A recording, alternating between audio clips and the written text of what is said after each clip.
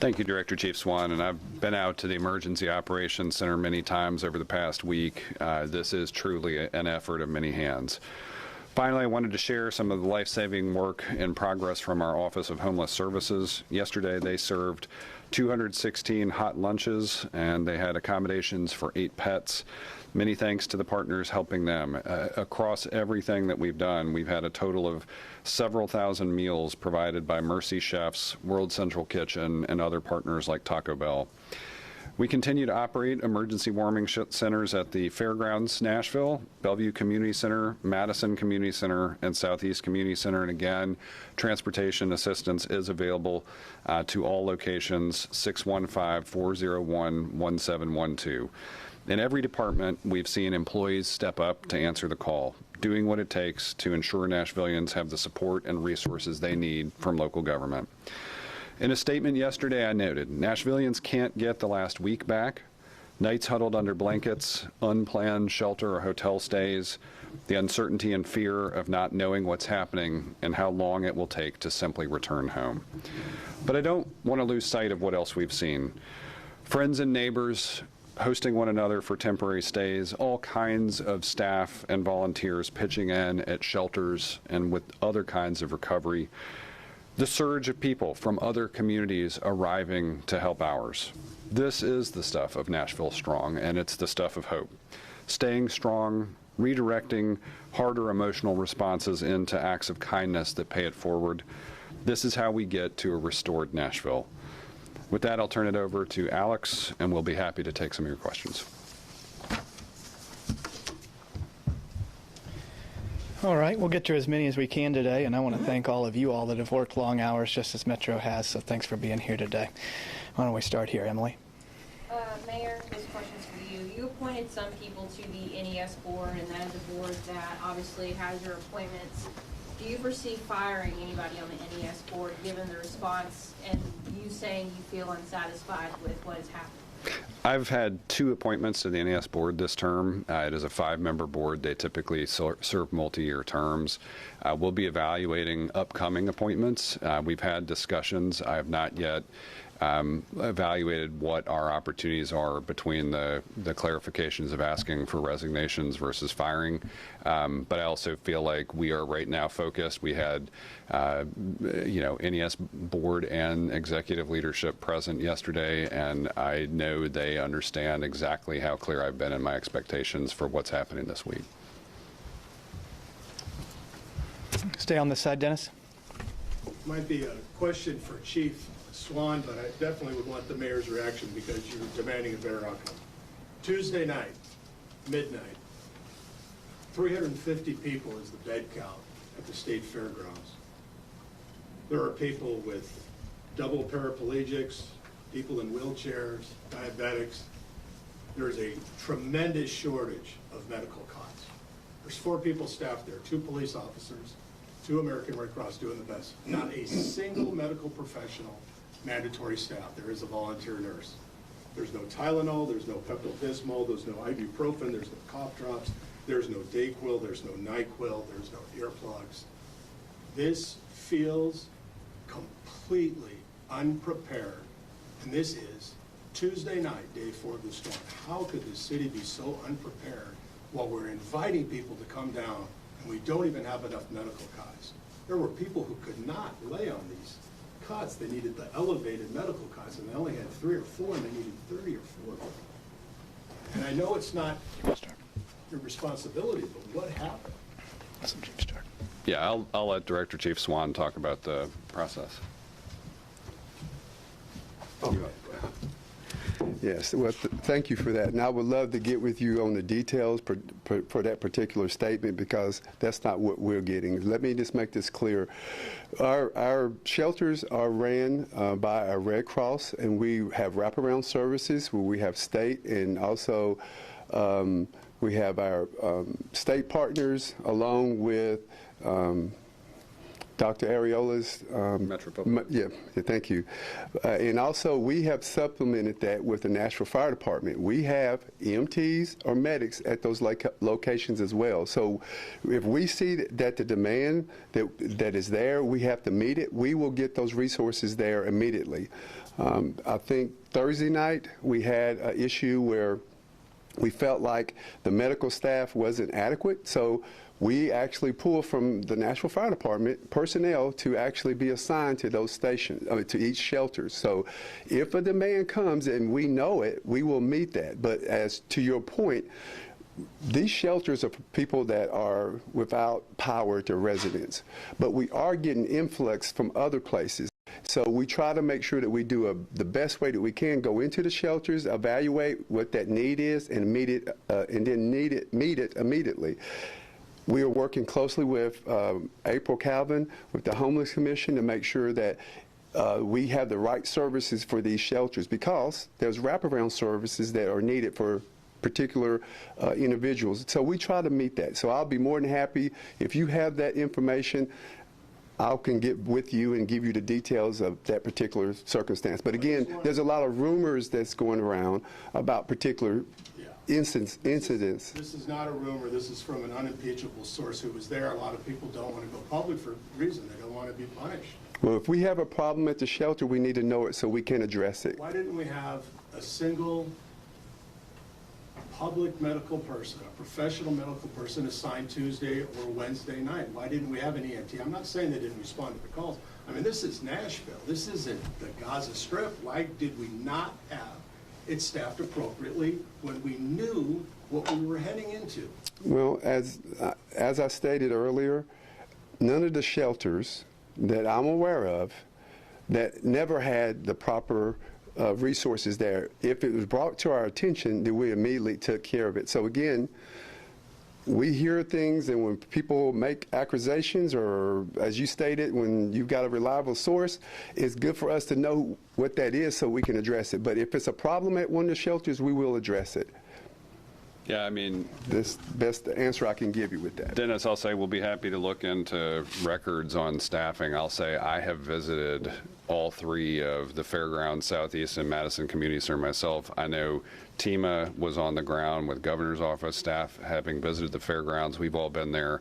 When I was there, I can tell you there were professional medical staff there, so we're going to have to follow up on the allegations you've got. Fully staffed by all accounts. Yeah, so we'll have to follow up on the allegations you got. You give me that, I'll make sure.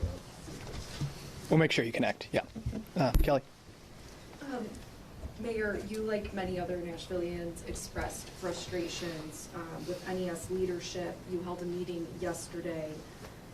Right now you say NES no longer has any barriers to the restoration process. When you met with them, what did they say the barriers were? Because I know in the letter over the weekend you said you were going to address what barriers would make this timeline faster. Yeah, I'll say when I had talked to, or members of our team, or I think OEM and NDOT had spoken to them at various times throughout the week, it sounded like, maybe there were some issues with roadways and access to outage sites, and we wanted to never hear that again. And so through the week, we made sure that Philip and the NDOT and TDOT surge, the contract surge, that we could both we could cover not just our routes and everything, but that we weren't going to get there. By Friday night, I think Philip advised from NDOT that with 56 reports from NES coming in, we closed out every single one of those. So that's the kind of thing where we're offering that support.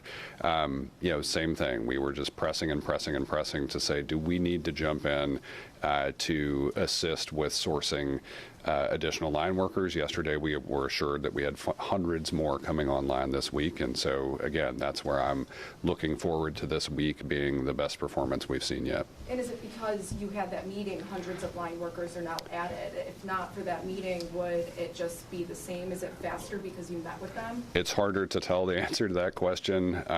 I just know that it was encouraging to hear in that meeting that they felt like they're at like this, they are going to hit that point of peak performance, which is what we had been pushing for.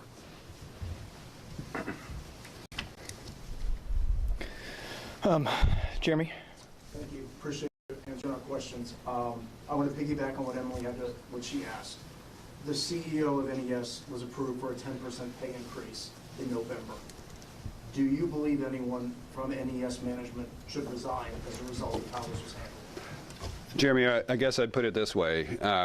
This is going to be ultimately a question for the NES board, where we've only had 2 appointments this term and management to work through together. You know, they just had a board meeting last week where they were getting briefed. We're going to put plenty of after action into this. The commission we're announcing today, I know for the NES board will want to review their own performance for this. Director Chief Swan will run an OEM after action on this. I think in the middle of the crisis, we're focused on getting power restored, and when we get there, we'll start to ask a lot more questions. NES obviously hasn't scheduled a news conference, so we don't know when we're going to get questions to them, but you have met with them. Are you getting any indication that NES customers are going to see their bills increase as a result of having to pay for the storm? Bills increase? Yes. Will NES customers ultimately have to pay more on their bills to pay for this storm? I've gotten no indication of that, but I think there are also a lot of things about the disaster recovery process that they'll have to go through. But right now, we've not had any indication that this would result in a jump in bills. Final question. The debris that everyone has in their yards, it's piling up, it's a mess. What is the city doing? What should people expect to have to pay for, and how soon will that debris be picked up? I'll let Philip talk about this, and then I'll reference back to something Erica said. Philip, do you want to talk about where we are with NDOT plans?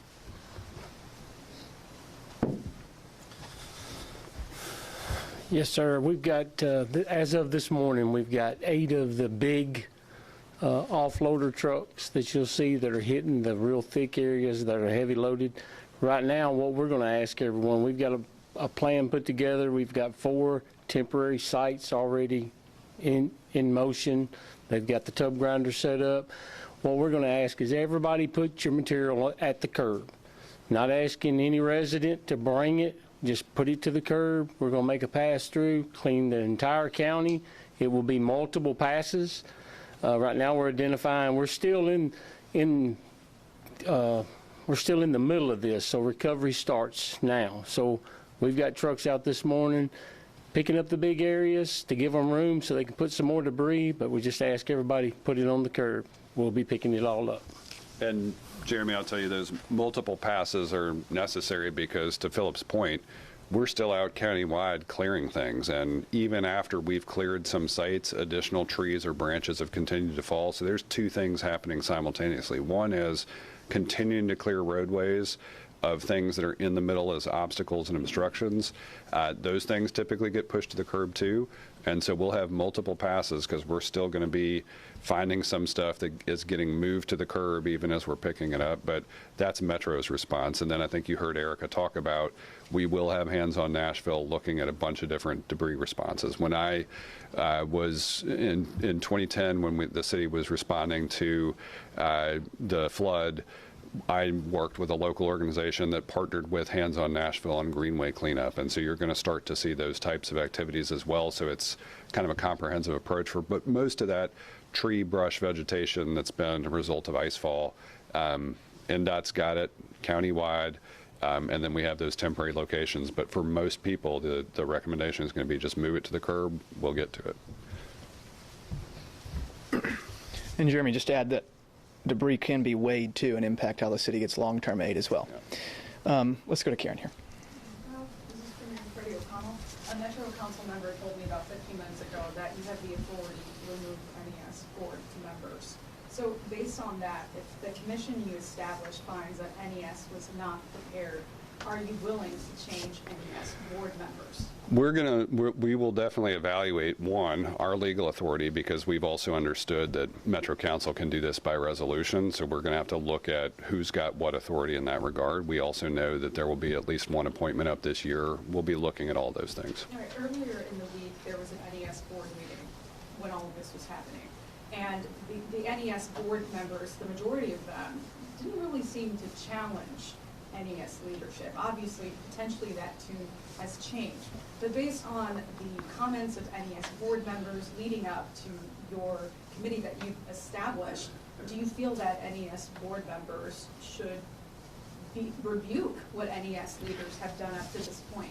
We've been primarily focused on Metro's operational response and how that aligns with NES. I haven't gone back and looked at that NES board meeting yet. That will definitely be a subject of upcoming conversations.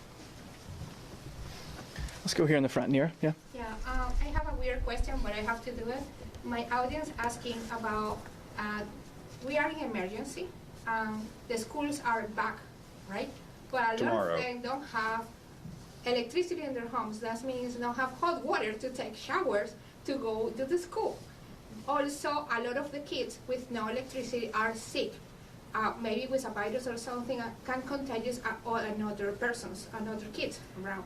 So they want to know is they don't send into the school that absence want to be counting and sending to the court. They are scared about. You want to start? I'll let Dr. Battle, if she wants, or Maura, whoever you want to have come up and talk about this, but I think some of these are Metro Schools operational questions.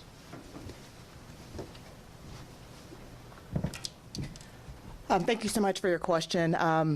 Hopefully in my comments earlier today, you could hear just our commitment and our care for our students, our families, and our educators.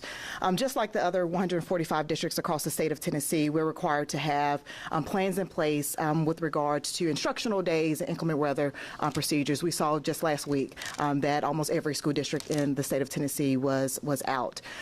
So we will be aligning that, and we have aligned that already to our administrative procedures. Part of us coming back today with our staff, and many of our educators have already accomplished this, is checking in on one another, our staff and our teams. That was a message I sent to my team yesterday, but also checking in with families. Us getting back to a sense of normalcy allows us to structure ourselves in a way that we can get that information so that we can respond properly. We will also continue to connect our families and our educators to the resources that the city has pulled together for us so that we can address any number one of those concerns and issues. So we'll be connecting, navigating that to the best of our ability, but we're trying to get all that information in-house so we can respond properly. Excused absences, or is that a part of that? Yes, and that's our normal procedure. If there is an extenuating circumstance, we encourage our families to send in notes to let us know what's happening. Hopefully we're finding that information out today, or we already have it. So send that information in, and the same thing follows for our educators as well.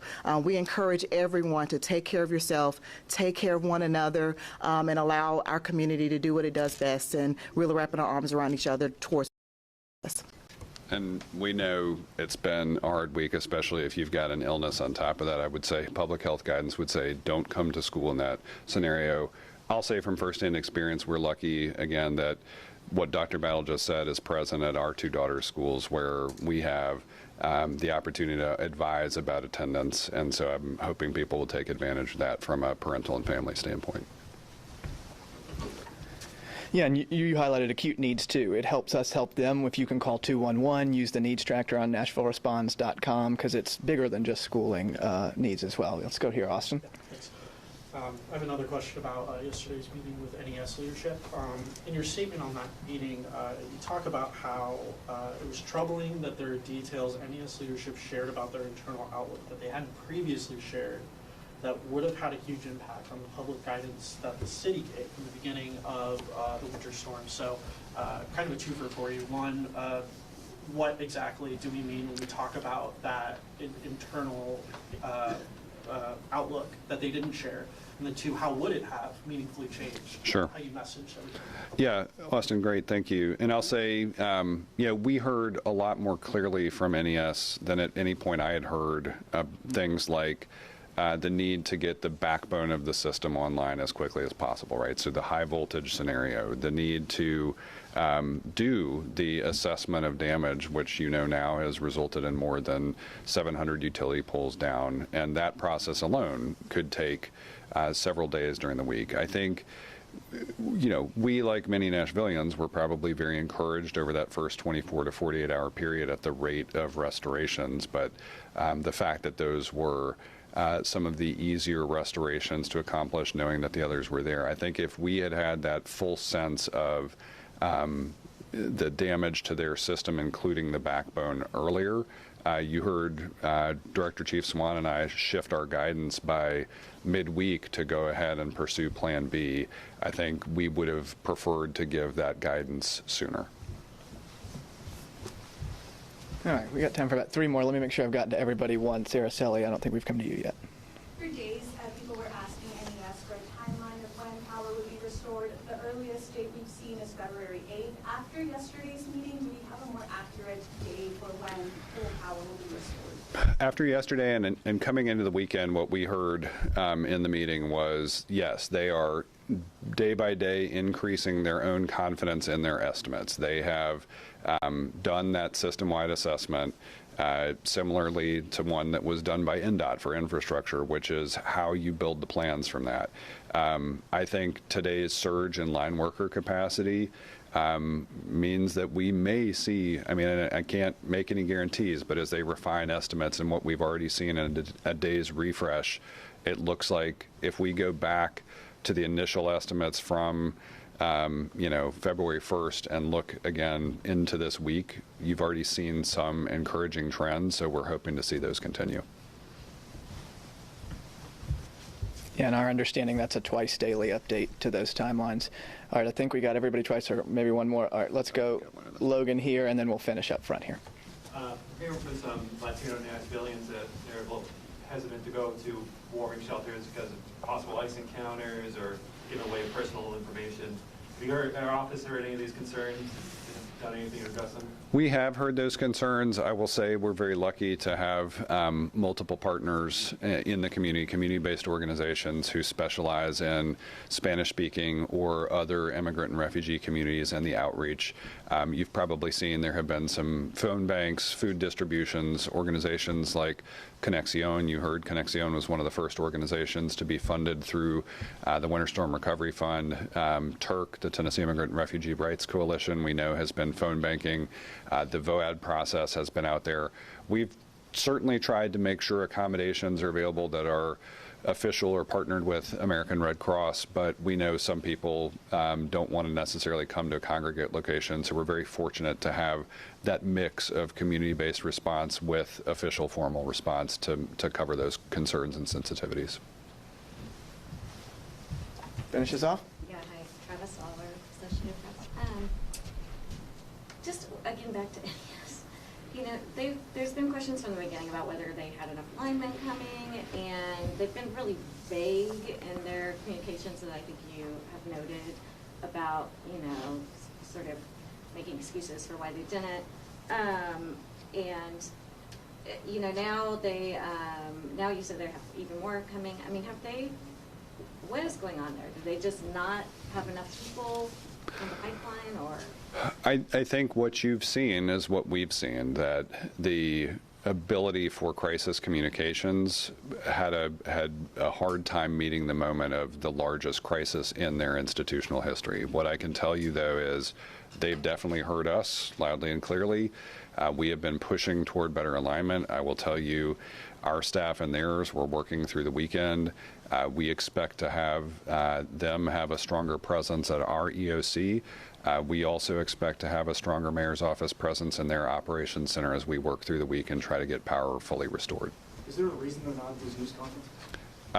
We wanted to get through some of these issues where we want to make sure that we understood full well every day what was going to be presented, and so we're working through making sure that our communications team, their communications team, our data visualization team is working with them to get that there. So again, working toward that alignment. The governor says that he's been talking to you daily. What has gone down? What do you guys talk about on the phone? All right, last one. Yeah. It's really check-ins, it's status briefings, it's making sure that the team and OEM process is working well.